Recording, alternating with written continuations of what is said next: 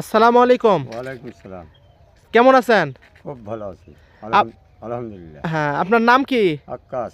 হ্যাঁ, আপনার গ্রামের নাম? দৈবক নন্দনপুর। থানা? থানা পাঁচবিবি। জেলা? জেলা জয়পুরহাট। এটা আপনার কতখানি জমিতে 1 লাগাইছেন? বিঘা মাটি। হ্যাঁ, এটা ভুট্টা মানে 1 বিঘা মাটিতে 1 বিঘা লাগাইছেন। মাটি লাগাইছি, হ্যাঁ। এটা কি কোম্পানির ভুট্টা লাগাইছেন? ওই বিক্রম 71 75 55 হ্যাঁ হ্যাঁ, 55 প্লান্টেন এগ্রো লিমিটেড না? হ্যাঁ হ্যাঁ প্লান্টের। এটা আপনার কই থেকে মানে সংগ্রহ করছেন এটা বীজটা? পাঁচবিবি হাটে থেকে। পাঁচবিবি হাটের থেকে। দোকানের নামটা বলতে পারবেন? দোকানের নাম হলো রাব্বানি। রাব্বানি না? হ্যাঁ হ্যাঁ।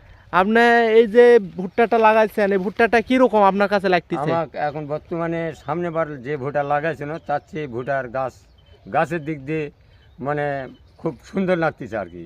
ভুটাটা মনে হয় সামনেবার আমারও গারবারই নিয়ত।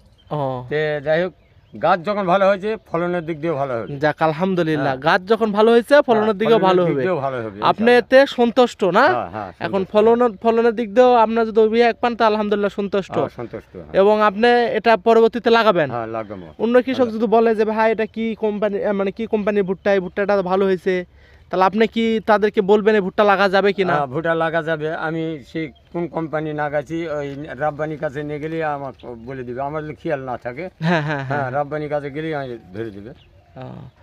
আচ্ছা ঠিক আছে, ভালো থাকেন, সুস্থ আচ্ছা, থাকেন। আসসালামু আলাইকুম। ওয়ালাইকুম আসসালাম।